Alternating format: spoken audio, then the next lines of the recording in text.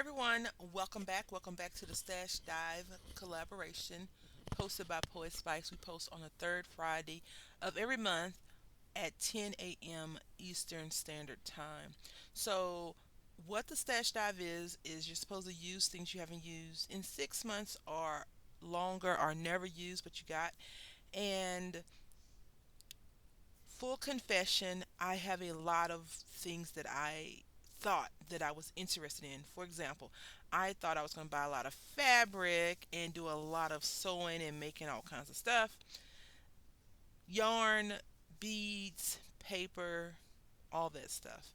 And over time, before the stash out, which was great when she said, she put the call out, was great because I had started going through the things that I would never use. Like I bought plastic canvas. I have a whole bunch of just random stuff, popsicle sticks. Anyway, that's a different subject. Probably fuck.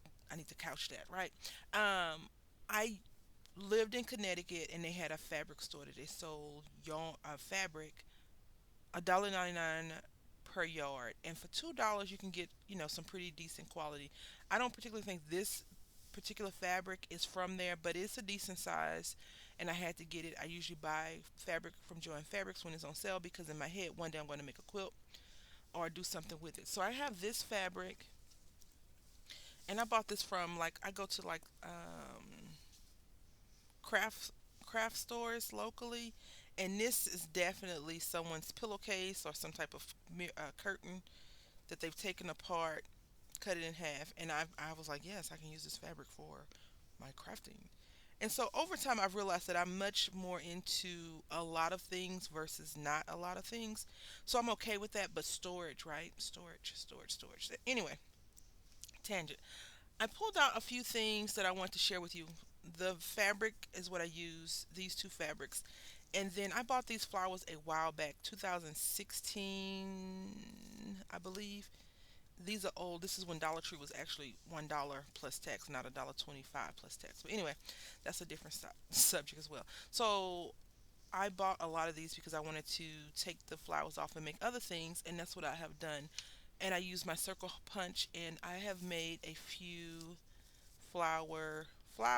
I've made some flowers. So here are the flowers that I have made from the flowers in this fabric. Now I want to do more, but I need a better circle punch. I just used a regular Sizzix circle punch. I didn't use my Sizzix Bigs. I think I have a circle Bigs die, and I've been going on the fence about buying another one because I don't want to buy another one if I have it. I just don't know where I put it. I did put some dies up because I wasn't using them at the time, but I need to pull those out because big dies are a lot easier to cut fabric, for example. So anyway, what I have done on this one is I use my circle punch and then I just cut it out. This doesn't matter because I'm going to glue it down to a paper project. But I do want to make a few more of these. So I took some circle dies and cut them into circles, and I cut about 20 to 30 of them. And so over time I got tired because the thinlets are super thin. They're not big dies, right? And I just glued down, let's see, this is, I think this is just eight. I think these are eight yellow and four black flowers with those, and I thought that would be really cool. But I should have did a sandwich. I should have put the black in between it and yellow. But that is that, and I use a gem. You could also use some pearls or anything to sew or stitch or glue. And I think these are gonna be great. And I keep messing with it because I want it to be a little bit more shabby because I like that little like distress on the side. Flowers are perfect, and the ones we make are we try to replicate, right? So that is that. Now I will tell you that this fabric is super thin, and I don't think that this fabric is thick enough to create. Like this black fabric is thicker, so it works a lot better than the yellow fabric. This is too thin, so I think this is definitely a pillowcase that they just decided to chop up. And so this one right here, I cut a smaller circle out, and this one has, I think, just two sets, and it worked a lot better. And then another gem, and then this is the last fabric one that I used. So this has 12 pieces. I had cut two different sizes. As you can see, these are smaller, so I should have put five on here. And I probably popped this gem off because I think it looks a little bit odd.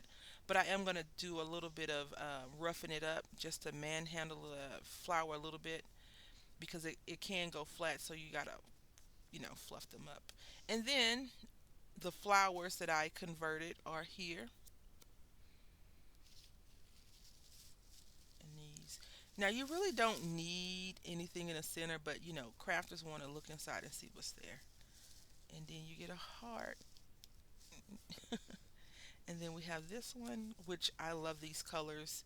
You can definitely dye these, tea stain these to be a different or more darker color, or if you want to do food coloring, you definitely can do that as well. So this is what I have created for this month's stash dive. I have so many of these flowers that I need to make because I like making them. I just think they look so pretty. And honestly, I think that they look better. Like this is my favorite one. I made these a couple of days ago. But these are my favorite. These petals, I don't know what kind of flower they would be. But, from this one flower, which is not bad, or this little one that's sick, to this one, I think, the paper craft in me was like, oh yeah. And you can put these on journals or in other things on the side of a picture frame and create a beautiful illusion. Or if you go to botanical gardens and you take pictures, this could be something that you put in there. So these are my creations for the month of May. I hope that you all have a wonderful day. I hope that you're being safe, and I hope that your summer that's coming up is great, especially for those educators out there. Have a great day, and until next time, happy crafting.